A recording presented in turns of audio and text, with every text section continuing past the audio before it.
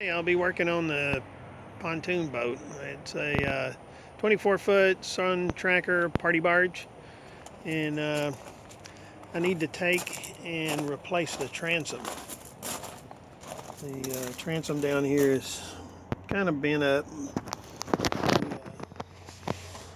Wood's in pretty bad shape. It's all soaked and flexed.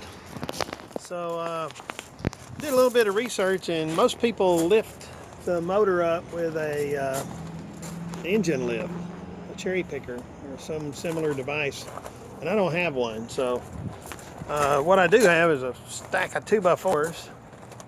So what I'm planning on doing is I'm going to use the boat trailer itself as the lift for the motor. So, you know, kind of like the seesaw principle. You know, if I let down the front of the trailer, the back of the trailer will go up, therefore raising the motor, and then I'll build a stand around it to hold the motor up, and then lower the trailer, so that'll basically lower the boat piece down underneath this, so I can take that out. I don't have to move it a whole lot to get the motor loose. And the top of the motor has a lifting point. So I'll be lifting here, and, you know, just take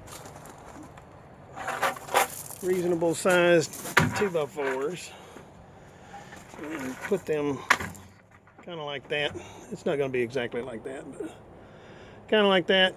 And I have to, of course, you know, make sure it's strong enough. So I'll be lifting the motor up first with the trailer, and then I'll build this wood thing to hold the motor while I lower the boat and leave the motor dangling. That's the plan.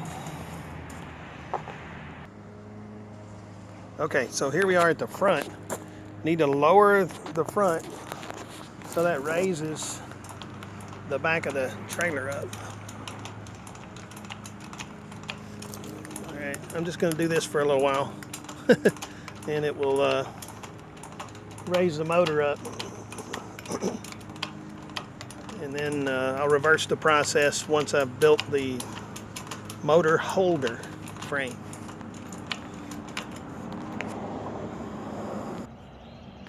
Okay, so here's what I decided to build. It's going to be like a very tall sawhorse. Okay, so this is the main beam that's going to carry the weight, and I'm going to put a piece of 1x on either side of it. And what the 1x will do is it will allow the legs to kind of be on an angle. So I'll show you what that looks like in just a second. So these pieces are about 6 foot long.